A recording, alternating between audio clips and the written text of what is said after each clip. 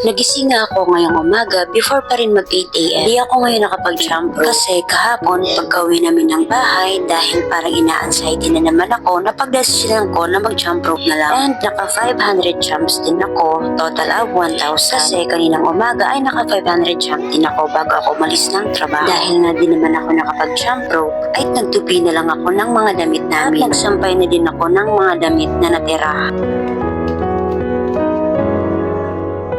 At pagkatapos ko nga ng mga gawain sa taas, ay bumaba na din ako para mag-init ng tubig at mag-almusal na nga kaming tatlo. Nakihati nga pala ako ngayon sa oatmeal ng anak ko para mabusog ako. Sa unang ang 2 araw ay guilty talaga ako sa mga pinagkakain ko. Paano ba naman kasi nakalimutan ko na bawal pala talaga akong kumain ng mga unhealthy foods. Sa phone lang pala ako nagbabasa ng mga libro na alam kong makaka-relate ako. Alam nyo ano yung pinakamahirap sa lahat? Yung disiplinahin yung sarili. Ako kasi yung tao na sanay na lang sa routine, nagigising lang talaga ng umaga, maglilinis ng bahay, nag-aasikaso sa pamilya, tapos aalis, pupunta sa trabaho, kakain ng kung ano-ano, kahit alam ko naman talagang unhealthy foods na yun. Pero ngayon, I will try my best talaga para makapagluto ng mga healthy foods para din sa pamilya. By the way, it's my day 3 of Project 50. Kahit papaano ay natututunan ko yung ibang rules dito sa Project 50. Lahat naman talaga ay napapag-aralan. Kaya sa kagaya kong beginner pa lang dito sa Project 50, sabay-sabay tayong tapusin itong 50 days challenge na to.